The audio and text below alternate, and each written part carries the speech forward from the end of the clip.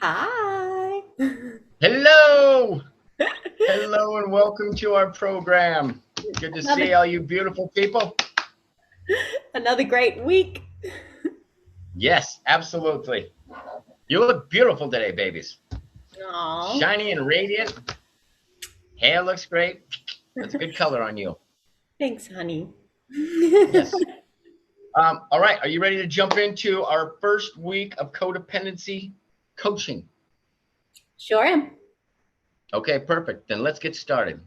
Okay, so everybody, here's what we're going to talk about today. This is going to be, we're going to kind of give you a glimpse into what week one of our codependency course looks like. This is the one where we kind of discover what traits of codependency that you have that we need to work on. This is kind of when we explain a little bit more underlying of what codependency actually is.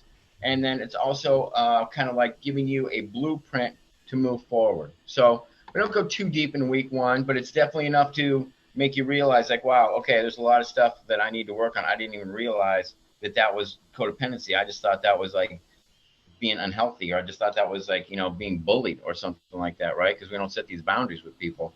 So I I'm going to think start off by reading some symptoms. Go ahead. What?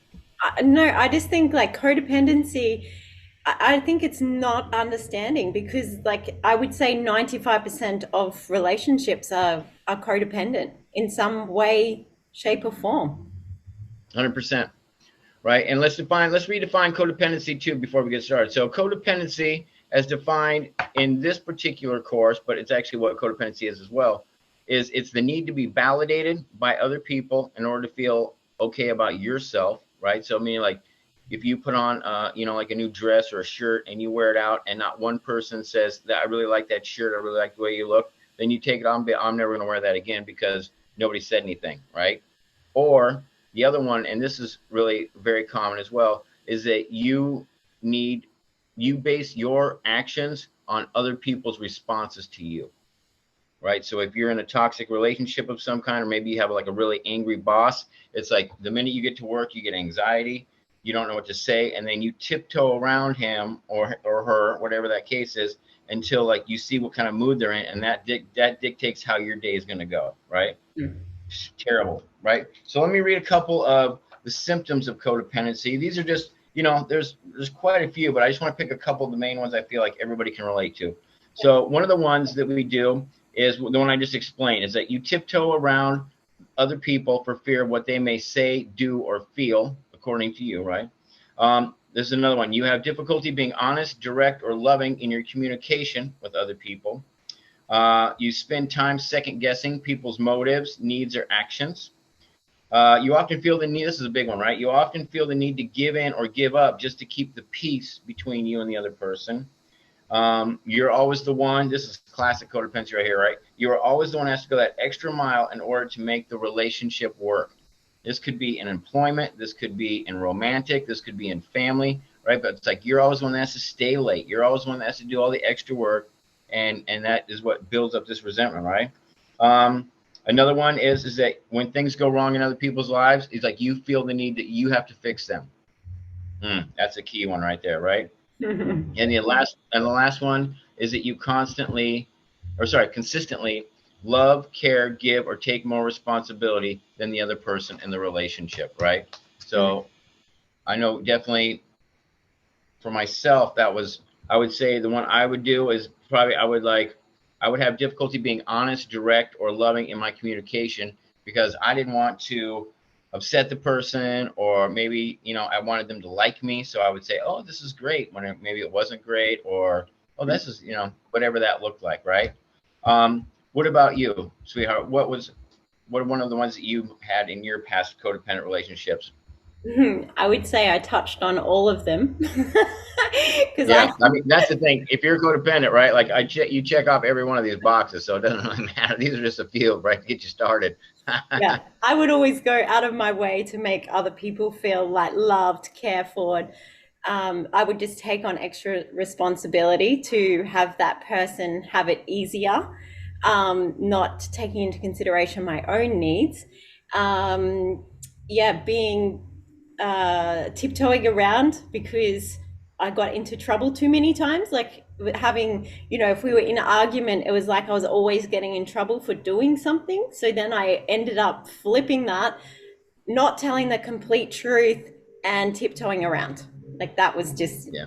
the cycle, because I didn't want to get in trouble anymore. It was easier not to say anything, or to say something that I didn't really want to say, just to keep the peace and keep things like calm and stable, when codependent relationships are not calm or stable. Yeah. Like it's like you're just spinning that constantly. You're on that wheel trying to make everything right, and it never works out right because you're never really being authentic or honest in the relationship. And then you're like, why is this not working out? You know, and then you're like, just yeah, because right, because you're that's it, right? We're trying to appease other people in everything that we do, Yeah. and people pick up on that, so then they really let you have it because they know that like you're trying to appease them, and they don't appreciate that.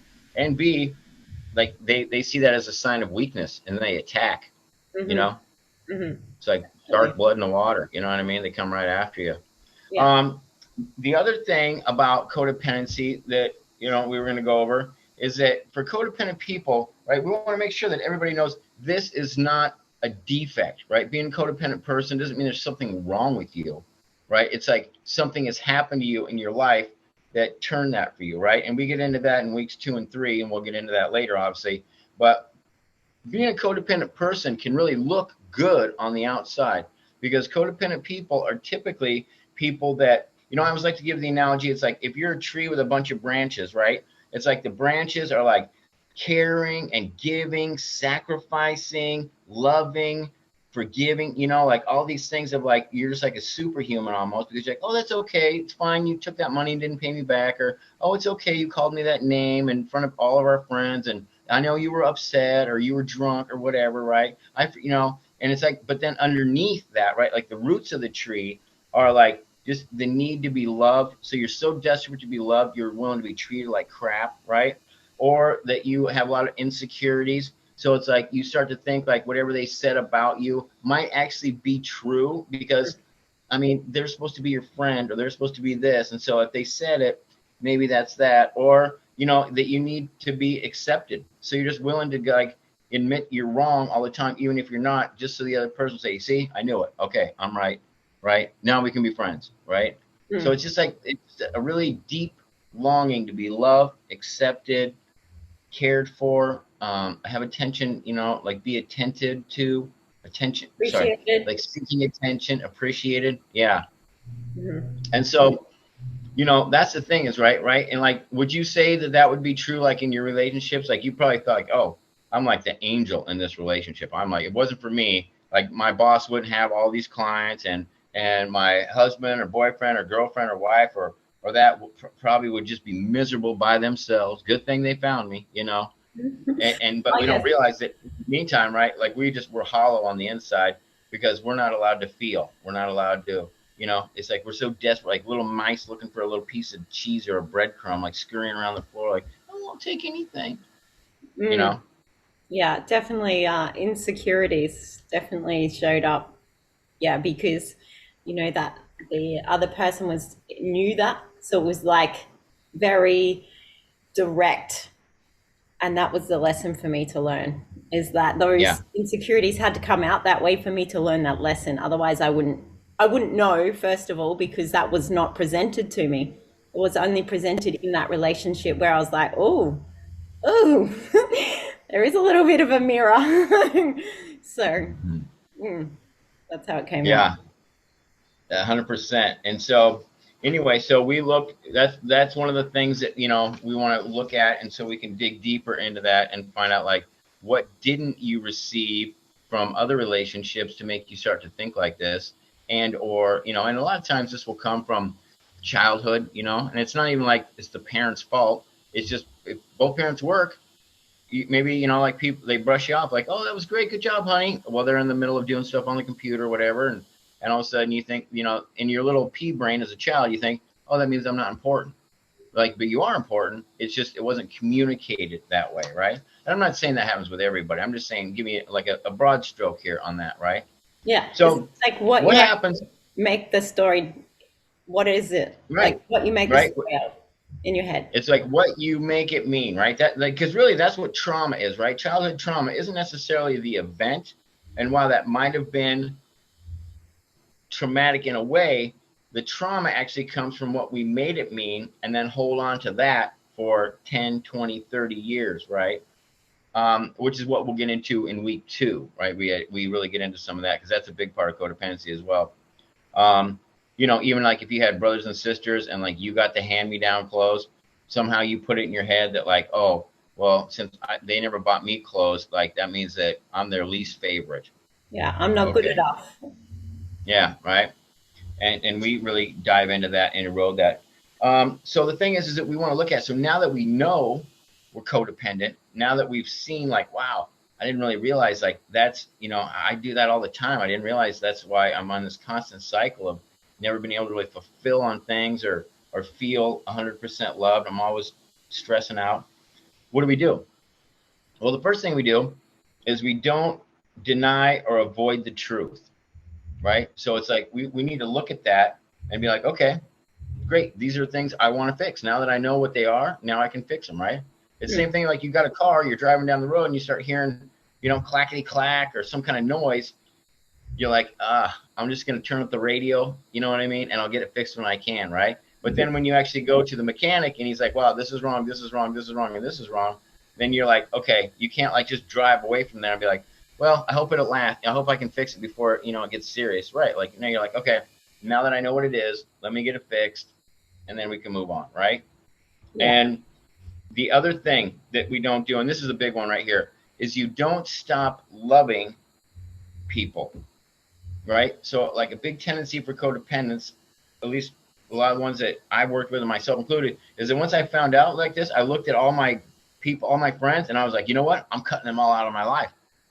Yeah. Then you know what? This guy argues with me. This guy tells me this. I guess I don't have any real friends now that I know that, right? So you don't want to just be all or nothing, right? You can't just be codependent and then all of a sudden the next day block half of your friends on Facebook or whatever, and then from your phone, and then not send anybody return text messages, right? It's like when you change, they will change, right? So it's important that you start to learn what that looks like so you can set boundaries. And the other thing is that we don't blame people.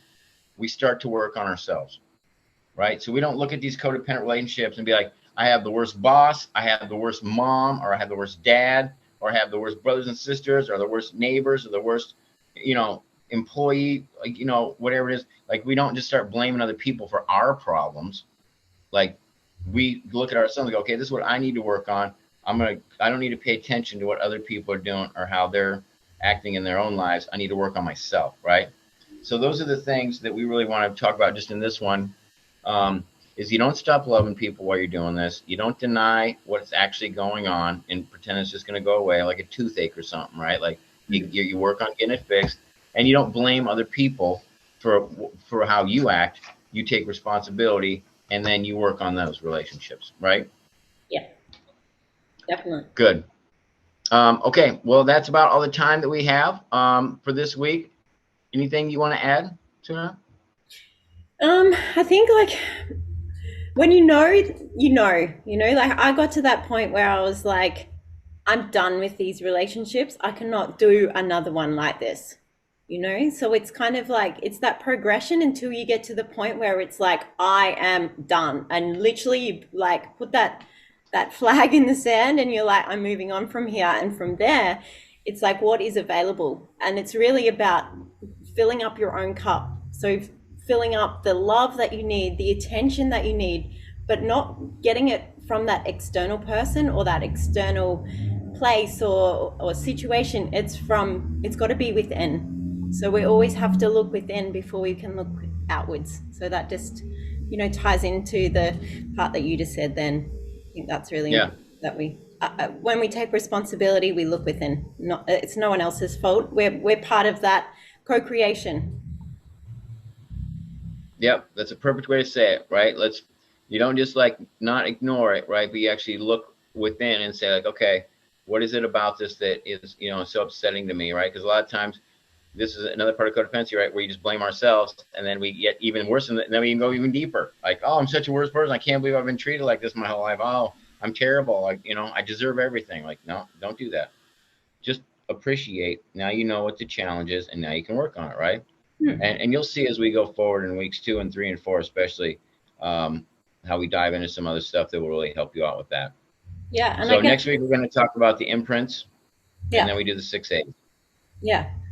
I was just going to say, it's like uh, everyone has the support available to them, and so it's not something to be like shamed or full about. It's there is support available out there, and if it doesn't matter if that's not through us or any, you know, there's ways to go and find support. Yeah. It's nothing wrong. It's just No. the way that Exactly. it's been programmed, and it's literally as much as it's just been programmed, we can deprogram that. Like we can Yep. undo it. So there's nothing wrong. It's just part of the learning, part of the game. Okay. There you go. Week 1. That's just the start, right? We've got another 11 weeks after this. So we hope you are enjoying our free codependency course and some of the things. And like Amanda had mentioned, if you need more assistance in this, or you would like more assistance in this, please feel free to reach out to us through any of our social media outlets, or any messages, DM us anything you want, and we'll get right back to you and see what we can do to help you with that challenge. All righty? Yay! Yay! Okay. We love you guys, and we will see you next week.